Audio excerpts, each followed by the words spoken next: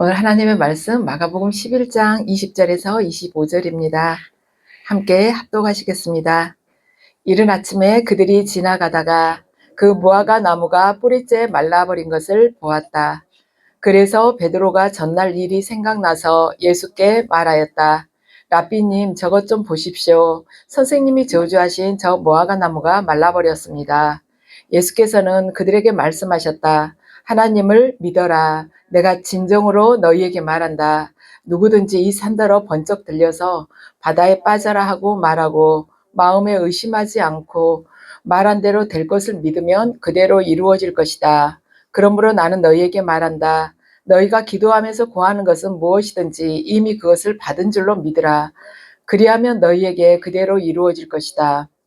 너희가 서서 기도할 때 어떤 사람과 서로 등진 일이 있으면 용서하여라. 그래야 하늘에 계신 너희 아버지께서도 너희의 잘못을 용서해 주실 것이다. 아멘.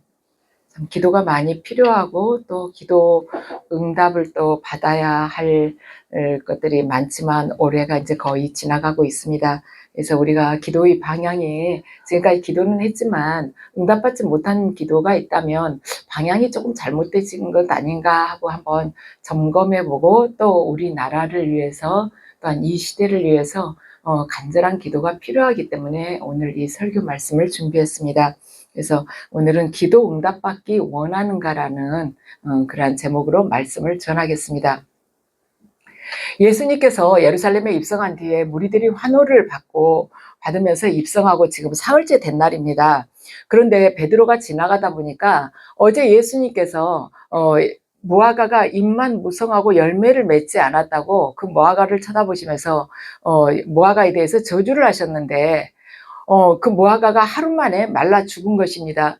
그러니까 베드로가 예수님께 물어보죠. 어떻게 저 무화과 나무가 저렇게 말라 죽을 수가 있냐고 베드로가 예수님께 질문을 합니다. 근데 열매 맺힌 무화과 나무에 대한 이 비유는, 이 이야기는요, 열매 맺지 못한 우리의 신앙에 관한 이야기이기도 하고, 또한 이스라엘이 성전 안에서는 많은 그러한 제사를 드리고 그토록 많은 하나님을 향한 그러한 경배 의식을 행한다 하면서도 삶 속에서는 하나님께서 원하시는 그러한 영적인 생활이나 믿음 생활을 전혀 하지 못하고 있는 것, 그리고 삶에 있어서 열매가 보이지 않는 것을 예수님께서 지적하시면서 질책하시는 그러한 의미로 이 말씀을 하셨다는 것입니다. 그런데 베드로는 예수님의 의도와는 다르게 무화과 나무가 왜 말라 죽었지 하루 만에, 이 생각을 하고 있는 것입니다.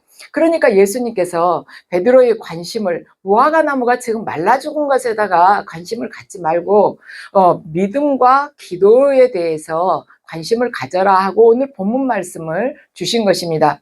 22절과 23절 읽으시겠습니다. 예수께서는 그들에게 말씀하셨다. 하나님을 믿어라. 내가 진정으로 너희에게 말한다. 누구든지 이 산더러 번쩍 들려서 바다에 빠져라 하고 말하고 마음에 의심하지 않고 말한 대로 될 것을 믿으면 그대로 이루어질 것이다. 아멘. 예수님께서요, 너 얼마나 제대로 믿고 있느냐고, 하나님을 믿어라 제일 먼저 말씀을 하시는 거예요. 저 무화과 나무가 말라 죽은 것이 그렇게 궁금하냐? 그렇다면 너희 믿음과 기도를 점검해 보자. 그러면서 첫 번째로 하나님을 믿으라고 말씀을 하십니다. 저런 역사가 일어나기 위한, 무화과 나무가 예수님께서 뭐 가서 불을 붙인 것도 아니고 열기를 가한 것도 아니지만 하루 만에 말라 죽을 수 있었던 그러한, 말하자면 기적, 그러한 일이 일어나는 데 있어서 말씀이 기적적으로 역사하는 데 있어서는 무엇이 제일 먼저 필요하냐? 하나님을 믿으라는 것입니다. 예수님께서 베드로에게 너 모세오경 잘 이해하고 있냐? 아니면은 그거 잘 깨닫고 있냐? 하고 묻지를 않으십니다. 너 하나님을 믿으라는 것입니다. 그래서 우리가 한평생 믿음의 여정을 가면서 해야 될 것이 하나님을 제대로 믿는 것이라는 것입니다. 근데 우리가 믿음 생활을 오랫동안 하다 보면은 이게 타성에 젖어가지고 그냥 생각하지 않아도 그 시간 되면 그 행동이 반복적으로 이렇게 매너리즘에 빠져가지고 그냥 저절로 나오는 경우들이 참 많습니다. 그냥 찬양하면서도 그냥 가사를 거의 외우고 있으니까 그냥 무심상하게 부르고, 예배도 그냥 오늘 하루 드리는 거니까 별 의미 없이 그냥 앉아있다 가는 경우가 많은데, 믿음이라는 것은 절대로 익숙해질 수가 없는 것입니다. 익숙해져서는 안 되는 것이에요. 집에서 뭐 어떤 가사 뭐 노동을 한다거나 이런 것은 자꾸 반복하면은 이게 좀 더 짧은 시간에 효율적으로 할 수 있는 것이지만, 믿음은 전혀 그렇지 않습니다. 믿음이라는 것은 짧은 시간에 효율적으로 할 수 있는 것이 아닌 것입니다. 그리고 계속 오랫동안 했다고 해서 그게 뭐 짧은 시간 동안 확 효과를 반복했다 해서 효과가 확 나타나는가? 그것이 아니고, 우리가 온전한 믿음을 가져야만이 그 믿음 속에서 하나님의 능력과 생명이 나타난다는 것이죠. 왜 믿음이 익숙해질 수가 없느냐? 똑같은 행동을 반복해도 왜 익숙해질 수가 없느냐? 그래서 성령님께서 매일 새롭게 우리 삶 속에서 역사를 하시기 때문에, 어제 우리 삶 속에서 하나님께서 개입하셨던 거, 하나님께서 우리를 인도하시고 하나님을 바라보시는 거, 오늘하고 또 다르다는 것이, 오늘 우리에게는 내 일생에 있어서 다시는 주어질 수 없는 오늘 하루가 주어졌는 거예요. 그래서 하나님께서는 그걸 아시는 것입니다. 어제와 다른 오늘이, 우리는 어제처럼 똑같이 그냥 호흡하면서 아침에 일어난 것 같지만 그렇지 않다는 것입니다. 하나님께서 오늘을 우리에게 주신 이유가 있다는 것이에요. 그렇기 때문에 매일매일 살아온 반복적인 생활 같아도 믿음이란 절대로 익숙해질 수가 없는 것입니다. 우리 일생의 최초이자 마지막인 오늘이 바로 우리에게 주어졌다는 것입니다. 그래서 하나님께서 오늘이 우리 믿음을 통해서 기대하시는 것이 있다는 것입니다. 그래서 저와 여러분이 뭐 특별한 어떠한 마음 없이 덤덤하게 어떤 예배에 나왔다 할지라도, 그날 내가 무덤덤하게 나왔다고 해서 무슨 일이 확 일어나는 건 아니에요. 너 왜 무덤덤하게 나와서 앉아있어? 하고 하나님이 머리를 한 대 치신다거나 그렇진 않습니다. 그렇지만 그것이 우리에게 반복되게 될 때 우리는 영적으로 계속 메말라 갈 것이며, 하나님과의 관계는 내가 알지 못한 사이에 이미 소원해지고 점점 멀어지게 될 것입니다. 하나님께서 우리의 아버지이시고 하나님께서 또 온 우주를 창조하신 분이라는 것을 내가 마음속 깊이 항상 새기고 산다면은 반드시 외경심을 우리가 또한 가지게 될 것이며, 또한 그분을 향한 경외심이 나도 모르는 새에 우러나오게 될 것입니다. 그런데 우리가 그동안의 믿음 생활을 계속 몇 년째 해왔다, 우리 지금 몇 대째 믿고 있다, 이러한 것으로 인해서 내가 많이 익숙해졌다는 것을 스스로 위안을 삼아가면서 믿음에 있어서 깨어있는 그런 경각심을 갖지 않는다면 사탄은 언제든지 우리를 공격하고 우리를 실족하게 할 것입니다. 그래서 우리의 기도는요, 진짜 믿음을 통해서만이 역사를 이룰 수 있는 것이고 또한 응답을 받을 수 있는 것입니다. 그래서 우리가 기도를 드릴 때 내가 진짜 믿음으로 드리는가 확인할 필요가 반드시 있다는 것입니다. 그래서 우리가 정말 내가 나의 온 존재로 그분 앞에서 나를 드리면서 기도를 드리는가, 아니면 그냥 어제하고 똑같은 그 이방인의 그 종교처럼 중언부언하고 있는가, 그걸 내가 바라봤을 때 내 믿음이 지금 어느 길에 서 있는지를 확인할 수 있다는 것입니다. 그래서 오늘 기도가 응답받는 조건 중에서 첫 번째 조건은 하나님을 믿으라는 것입니다. 역대기하 13장을 보면은요, 북이스라엘과 남유다가 서로 전투를 벌입니다. 그런데 북이스라엘이 쳐들어온 군대가 얼마냐면 병사가 80만 명이에요. 남유다는 40만 명입니다. 북이스라엘이 당연히 병력 면에서 우세한 것이죠.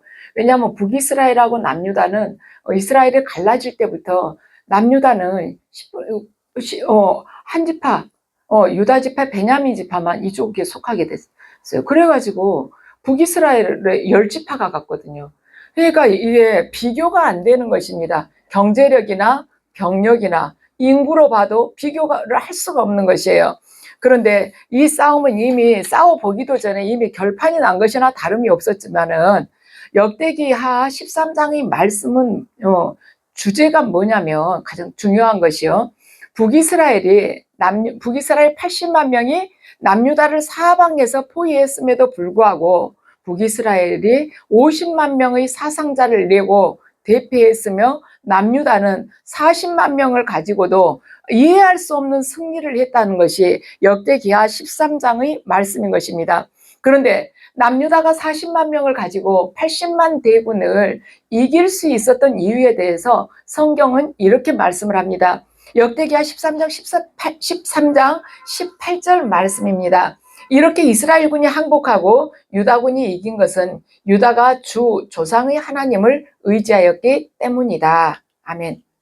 의지하였다. 주 조상의 하나님을 의지하였다. 믿었다는 것입니다. 그래서 이 동사 몇 마디가 주 조상의 하나님을 의지하였기 때문에 유다가 이겼다. 이 말씀 몇 마디가 우리 신앙 전부를 결정을 하는 것입니다. 예수님께서 신약성경을 보면은요, 늘 어떠한 기도에 대해서 응답을 하시고 나서 예수님께서 꼭 하시는 말씀이 있어요. 네 믿음이 너를 구원하였느니라 하고 말씀을 하십니다. 하나님께서는요, 늘 우리를 위해서 기적을 준비하고 계십니다. 기적을 딱 준비하고 계시는데 우리 기도가 거기에 도달을 하지 못해요. 그래서 우리가 기적을 받을 만한 믿음이 없으면은 그만한 믿음이 없으면 아무리 입으로 중언부언을 한다 할지라도 그 기도에 무슨 응답이 있겠습니까? 그래서 하나님을 믿는, 하나님을 온전하게 철저하게 의지하는 그 믿음을 가졌을 때 우리 기도가 응답을 받는다는 것입니다. 우리가 어떤 감당할 수 없는 상황을 맞을 때가 많아요. 그럴 때 우리가 얼마나 전심으로 하나님을 믿고 의지하면서 기도하느냐에 따라서 성경에 기록된 그 사실들이 내 삶에서 정말 경험이 되느냐, 경험이 되지 않느냐가 결정이 되는 것입니다. 그래서 성경에서는요, 성경에서는 이러한 정말 놀라운 사실, 북이스라엘 그 40만 명, 80만 명이 남유다 40만 명에게 대피했다는 그런 사실. 그런데 이유는 뭐냐면은 남유다가 주 조상 하나님을 이겼기 때문에, 주 조상의 하나님을 의지하였기 때문에 이기게 되었다. 이 말씀을 우리가 완전히 붙들게 된다면은 우리는 내 생애에 있어서 그와 같은 기적을 반드시 우리가 체험을 하게 될 것입니다. 우리가 성경을 읽을 때요, 읽는 것에만 절대로 그치지 않기를 바랍니다. 성경을 읽고만 말아버리면은 100번을 읽은들 무슨 의미가 있겠습니까?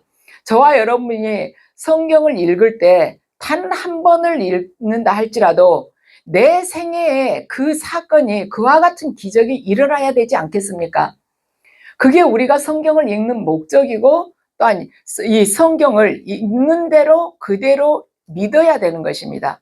성경 말씀에서 이런 역사적 사건이 있었구나 이러고 끝날 것이 아니라 유다가 주 조상의 하나님을 의지하였기 때문에 그렇게 도저히 이해할 수 없는 승리를 하나님께서 안겨주셨다는 것입니다. 우리가, 저와 여러분이 우리 주 조상의 하나님 예수 그리스도 그분을 온전히 의지하게 된다면 말하자면 그 예수님께서 우리에게 베풀지 못하실 것이 무엇이 있겠습니까? 무엇이 아까우시겠습니까? 당신까지도 우리에게 내주셨는데 그분이 우리에게 허락하지 못할 것이 무엇이 있겠습니까? 그런데 우리가 제대로 믿지 않는 것에 이것이 문제가 있다는 것입니다. 우리는요, 지금 이 성경이나 신학에 대한 지식은요, 이 예수님이 계셨을 때 그때 신약 시대와는 비교가 되지 않을 만큼 어마어마하게 방대한 양이 우리에게 이렇게 허락이 되었습니다. 그런데도 그 안에서 우리가 온전히 믿지 못하고 세상을 바라보게 된다면 마지막 때 바벨론이 무너진 것 같이 우리의 삶 또한 무너지지 않겠습니까? 사도 요한이 요한계시록을 예수 그리스도로부터 계시를 받을 때는 로마의 압제에 이스라엘이 있을 때였습니다. 그러니까 그때 바벨론이 무너졌다는 것은 로마 제국을 의미하겠지만 지금 이 시대에 있어서 바벨론이 무너진다는 것은 그리스도를 대적하는 모든 것들 아니겠습니까? 권력, 재물, 명예, 성공, 이 모든 것들이 바벨론이지 않겠습니까? 그런데 우리가 하나님을 온전히 의지하지 않을 때는 마지막 심판 때 바벨론이 무너지듯이 우리의 모든 것 또한 함께 무너지지 않겠습니까? 지금 기도의 응답, 그거 삶 속에서 내가 필요한 기도의 응답 문제 정도가 아니라 나의 모든 것들이, 나를 지탱해줬던 모든 것들이 다 한꺼번에 무너지고 내 영혼도 무너진다는 것입니다. 그래서 오직 예수 그리스도를 우리가 의지하고 믿을 때만이 우리의 삶은 견고하게 이 땅에서 서 있을 수가 있는 것입니다. 23절 말씀 함께 읽으시겠습니다. 내가 진정으로 너희에게 말한다. 누구든지 이 산들을 번쩍 들려서 바다에 빠져라 하고 말하고 마음에 의심하지 않고 말한 대로 될 것을 믿으면 그대로 이루어질 것이다. 아멘. 예, 우리는 이 말씀을 읽을 때 참 어쩔 때는 좌절감이 느껴질 때가 있죠. 내가 아무리 저 산더러 북한 산더러 들려가지고 바다에 빠져라, 서해바다에 빠져라 한다 해서 그 빠져지겠어요? 안 되죠. 나는 안 되나 보다. 난 도저히 난 안 돼. 이런 생각이 들 수가 있는데 이 시대에 유대인들이 말하자면 이 사고에서는 큰 어려움을 태산이라고 이들이 생각을 했다는 것입니다. 큰 어려움을 태산 같다고 이들이 생각을 한 거예요. 우리하고 약간 비슷하죠. 그래서 태산 같은 어려움이라 할지라도 우리가 꾸준히 그것을 놓고 기도하게 될 때 그런 장애물이 반드시 제하여지는 그런 경험을 너희가 갖게 될 것이다. 그래서 그것을 어떻게 하면 갖게 되냐? 마음의 의심을 품지 않으면 될 줄로 믿으라는 것입니다. 우리 오늘 야고보서 1장 6절 말씀이 올라와 있습니다. 야고보서 1장 6절과 7절 말씀 읽겠습니다. 조금도 의심하지 말고 믿고 구해야 합니다. 의심하는 사람은 마치 바람에 밀려서 출렁이는 바다 물결과 같습니다. 그런 사람은 주님께로부터 아무것도 받을 생각을 하지 마십시오. 아멘. 그런데 기도를 하다 보면 조금 의심이 될 때가 있죠. 이거 될 것인가? 될까?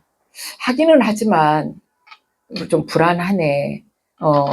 안 될 확률이 더 높을 것 같다는 그런 마음이 들 때가 있어요. 저도 어쩔 때는 그런 마음이 들 때가 있습니다. 현실적으로 봐서는 정말 이게 어떤 방법으로 이루어질 수가 있는 거지? 그런 생각이 들 때가 있지만 그런 생각이 들 때는 저희 경우는 그렇습니다. 과거에 하나님께서 내 삶 속에서 해주셨던 그 기억을 떠올리는 거예요. 하나님이 그 사랑을 떠올리면서 다시 그분을 붙드는 것입니다. 그래서 설사 이분께서 해주시지 않는다 할지라도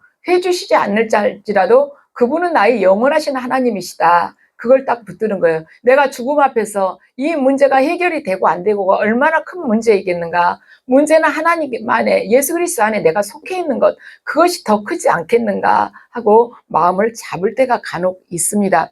그래서 기도가 응답되는 것을 우리의 믿음은요, 우리 기도가 응답되는 것을 믿는 것이 아니라 하나님을 믿는 것입니다. 우리의 믿음은 내 기도가 반드시 응답되어야만이 그분이 나의 하나님이라는 것은 아니에요. 우리도 생각해 보세요. 나의 어머니가 내가 원하는 옷을 사달라고 어머니한테 막 졸랐어요. 근데 어머니가 너 입을 거 많지 않냐고 안 사줬어요. 마음으로는 섭섭하죠. 섭섭하긴 하지만 그분이 나의 어머니가 아니라는 것은 아니잖아요. 그분은 나에게 옷을 사주시지 않아서 내가 마음으로는 섭섭할 수 있지만 그래도 내 어머니라는 것입니다. 바로 그거예요. 하나님께서 내가 원하고 있는 그 기도 응답을 해주시지 않을지라도 그분은 나의 하나님이시다. 그걸 믿으라는 것입니다. 그래서 그걸 믿고 그분을 내 아버지로 대접을 하라는 것이에요. 내 하나님 아버지로. 내가 어머니가 나에게 옷을 안 사주셔도 그래도 나는 어머니로 대접을 하잖아요. 그거예요. 근데 우리가 하나님께 대해서는 굉장히 인색한 것 같아요. 사랑을 너무 많이 받아서 그 사랑의 크기를 몰라서 그러는지 그렇습니다. 안 해주시면 굉장히 섭섭해요. 그리고 나를 싫어하시나? 언제 내가 잘못했는데 그거 기억하시고 이렇게 계산을 하시는가? 이런 생각을 할 수도 있지만은 하나님께서는 우리를 당신의 형상을 담게 지으셨습니다. 그래요. 나의 어머니가 그거 안 해주셨어도 내 어머니예요. 그걸 나는 그래도 어머니로서 대접을 하는 것입니다. 그래요. 하나님께서 나의 기도에 응답을 해주시지 않으셨다 할지라도 그래도 그분을 하나님께로 대접을 하는 것이에요. 나의 아버지로 대접을 하는 것입니다. 그것이 우리 신앙의 본질이라는 것입니다. 우리가 그걸 절대 놓치지 않아야 되는 것입니다. 그분은 영원하신 우리 아버지예요. 육신의 어머니 아버지는 때가 되면 그분들은 세상을 떠날 수 있지만은 이분들은 이 하나님은 우리 영원하신 아버지인 것입니다. 그래서 그분을 아버지로서 우리가 대접을 해야 된다는 것이에요. 그것이 바로 신앙의 본질입니다. 자, 24절 말씀 읽겠습니다. 그러므로 나는 너희에게 말한다. 너희가 기도하면서 구하는 것은 무엇이든지 이미 그것을 받은 줄로 믿어라. 그리하면 너희에게 그대로 이루어질 것이다. 아멘. 기도했으면 기도가 이루어진 줄로 이제부터 확신을 가지고 기대하고 있으라는 것입니다.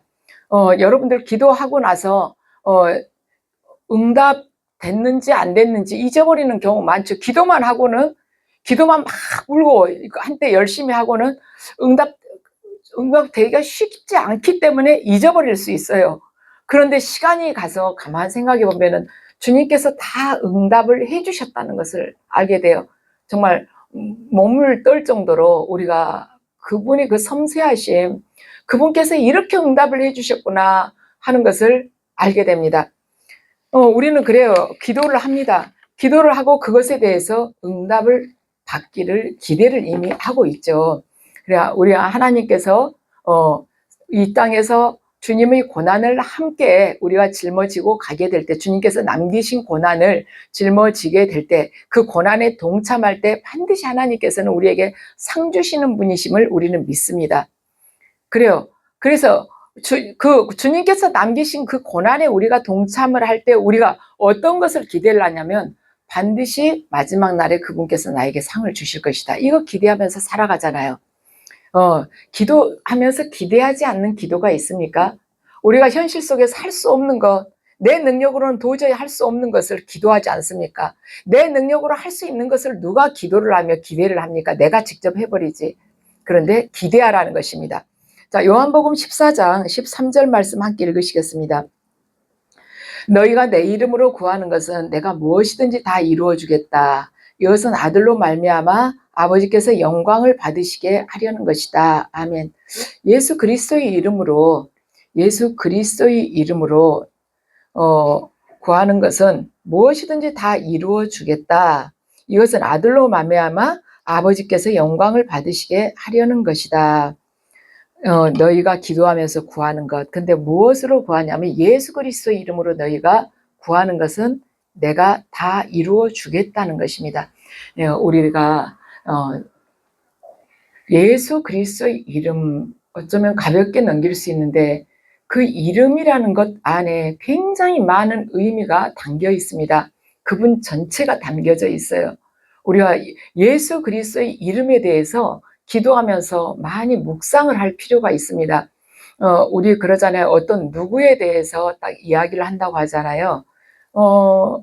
우리 만약에 신사임당 아니면 황희정승, 이순신 장군 이야기를 한다면 그 이름 3글자만 써놓고 그렇구나 하고 지나가지 않잖아요. 그분들의 삶과 삶 속에서 정말 어떠한 환난과 어떠한 유혹과 어떤 위험한 경지에서도 그 누구와 타협하지 않고 끝까지 그 길을, 바른 길을, 정도를 가고자 몸부림쳤었던 그분의 삶, 억울하게 누명을 입어서 감옥에 갇힌다 할지라도 꺾지 않는, 나라를 위해서 꺾지 않는 그 기계, 나라를 위한 그 충성심, 이순신 장군의 생각일 때 그러한 것들이 한꺼번에 다 들어오지 않습니까? 그래요. 예수 그리스도의 이름, 그 이름으로 기도한다는 것은 예수님의 그 인격, 예수님께서 우리에게 말씀하신 그 모든 말씀의 의미들, 그리고 예수님의 나라, 그 모든 것들이 다 포함이 되어 있는 것입니다. 우리가 이순신 장군의 생각할 때 임진왜란, 그분이 백의종군을 하면서도 나라를 위해서 염려하고 마지막까지 다른 사람들이 말하자면 당파 싸움으로 인해서 많은 모함을 들을 때도 그럴 때도 그 누구와 대적해서 싸우기보다는 오로지 나라를 위해서 염려했었던 거, 그 충심, 그것을 우리가 알잖아요. 그래요. 예수 그리스도의 이름 하면은 예수님의 나라, 예수님의 그분 안에 들어있는 모든 인격과 그분의 뜻을 우리가 마음에 품을 수가 있는 것입니다. 그래서 예수님의 이름으로 기도한다고 할 때 예수님께서 무엇을 관심을 두셨지? 무엇을 중요하게 생각하셨지? 하고 생각하면서 기도를 할 때 진짜 그리스도인다운 기도를 우리가 올릴 수가 있는 것입니다. 기도는요, 예수님 믿지 않는 사람들도 다 기도를 해요. 불신자들도 기도를 합니다. 그런데 예수님께서 말씀하셨어요. 내 이름으로 구하라고, 그냥 기도하라고 하지 않고 예수 그리스도의 이름으로 구하라고 한 것입니다. 그분의 인격을 알고 그분께서 주신 말씀을 묵상하면서 그 말씀에서 벗어나지 말라는 거예요. 예수 그리스도의 이름으로 구하라는 것은 예수 그리스도의 말씀 안에서 구하라는 것입니다. 그래서 우리는 죽으나 사나 그분의 말씀을 읽고 기억하고 그 말씀에 따라서 기도해야 된다는 것입니다. 우리가 전도할 때 그러죠. 주 예수 그리스도를 믿으시고 꼭 구원받으세요 하는 그런 이야기를 하죠. 그래서 우리가 전도할 때 정말 짧은 이야기를 해요. 저도 그렇습니다. 선생님 그러면서 안녕하세요 선생님, 예수 그리스도 믿으시고 구원받으세요 이렇게 이야기를 하거든요. 정말 한 두세 문장밖에 이야기를 안 해요. 그런데 그 두세 문장 안에 하나님께서 성령으로 역사하시기 위해서는 우리가 예수 그리스도의 이 이름이라는 그 이름의 의미를 정확하게 내가 깨닫지 않으면 그 시간에 성령이 역사하실 수가 없다는 것입니다. 우리가 지금 전도하면서 전하는 것은 예수 그리스도의 이름이에요. 그래서 그 이름이 강력한 성령의 역사를 입기 위해서는 내가 그 이름의 의미를 깊게 알아야만이 성령의 능력이 그 시간에 임할 수가 있다는 것입니다. 그 영혼에 대해서 내가 만나고 나를 통해서 일하실 수 있는 시간은 딱 그 짧은 그 시간이에요. 단 10초가 걸릴까 말까 하는 그 시간에 우리가 결판을 봐야 되는 거예요. 그럼 그 짧은 시간에 결판을 보기 위해서는 어떻게 하느냐? 우리가 예수 그리스도의 이름을 제대로 믿고 그분이 이름 안에 들어있는 그분의 인격이며 능력이며 신성이며 그 말씀에 대한 온전한 신뢰며 그리고 순종하는 삶이 다 들어가야만이 그 시간에 성령님께서 역사해 주신다는 것입니다. 그래서 저와 여러분이 예수 그리스도의 이름으로 기도드립니다. 마지막에 그렇게 기도를 하지만은 그 예수 그리스도의 이름에 대해서 더 깊이 묵상하고 그분의 이름 안에 항상 머물고 그분의 이름을 영광되이 하면서 살아가자는 것입니다.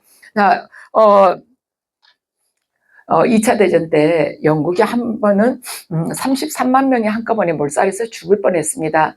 근데 어떤 일이었냐면 1940년에 덩케르트 작전이 있었어요. 그런데 그 덩케르트 작전은 영국과 프랑스 연합군이 독일군과 같이 이렇게 접전을 벌이는데 그때 덩케르트라는 작은 항구에 독일군이 완전히 이렇게 포위를 했습니다.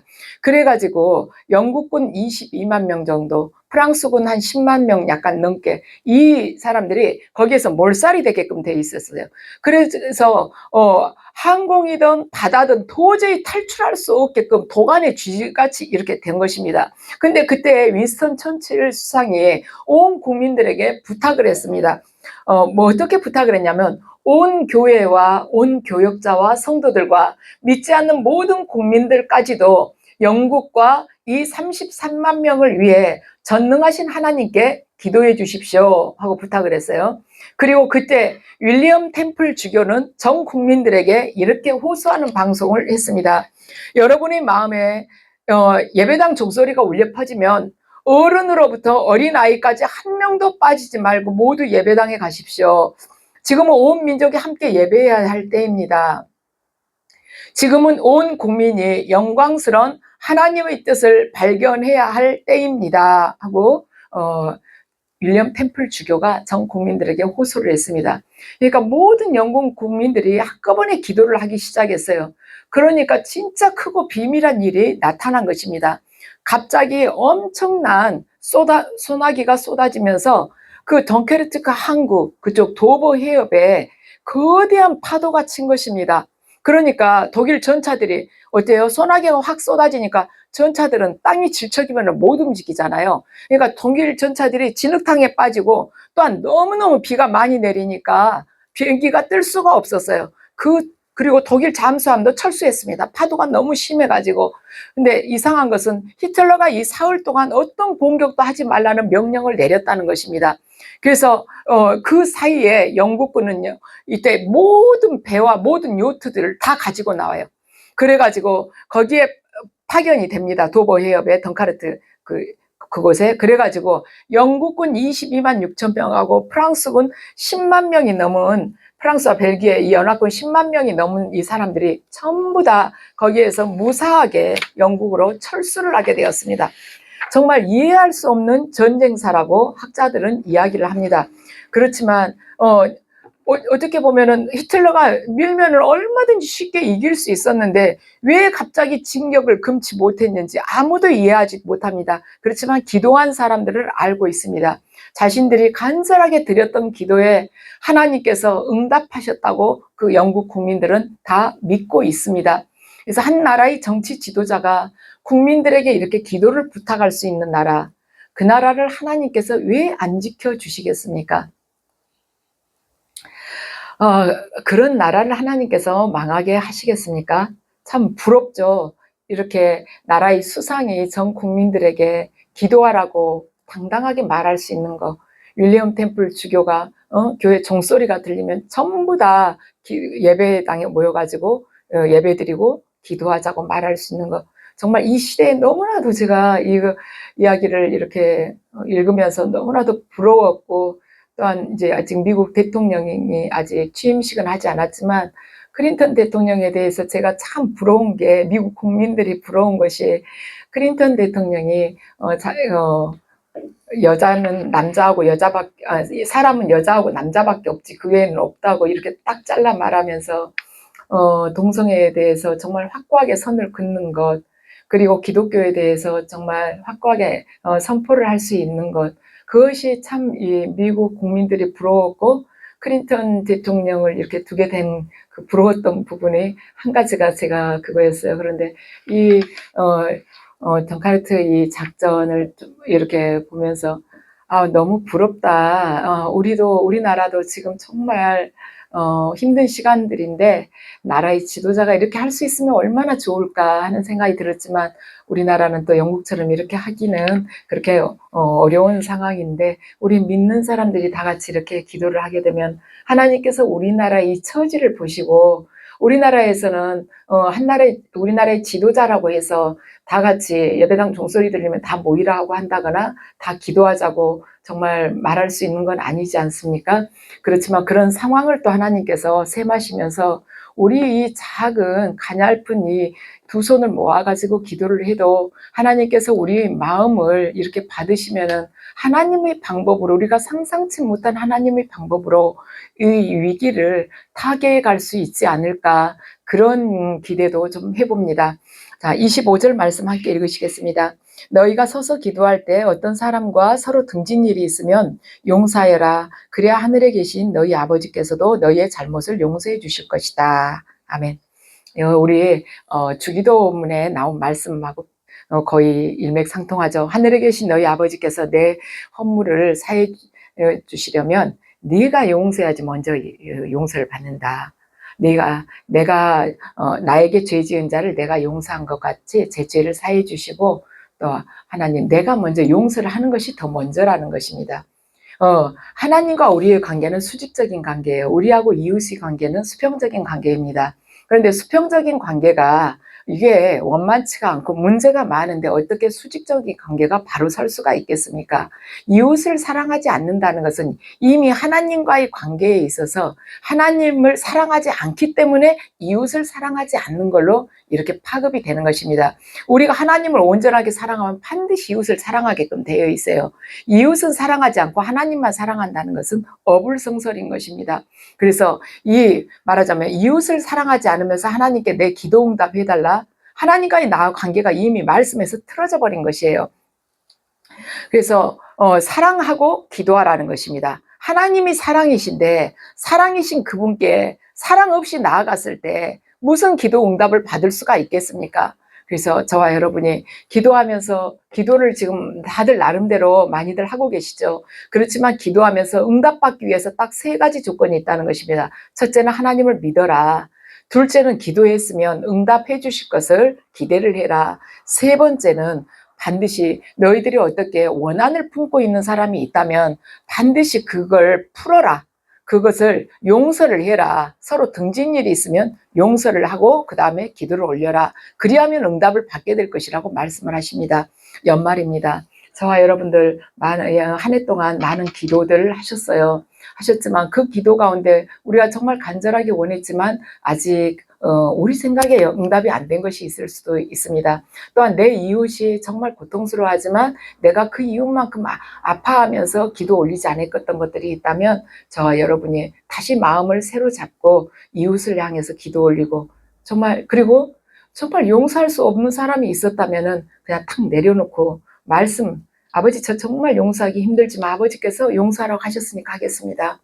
그리고 제가 죽음 앞에서 생각했을 때 저에게 죽음이 지금 닥쳤다면 이 문제가 무엇이 그렇게 크겠습니까? 하고 생각하면서 기도를 올리면 하나님께서 용서할 마음을 주시고 또한 우리들 또한 가벼운 마음으로 기도 올릴 수 있는 것입니다. 정말 용서할 수 없는 사람 그래요. 그런 사람이 왜 없겠습니까? 우리에게 왜 원수가 없겠습니까?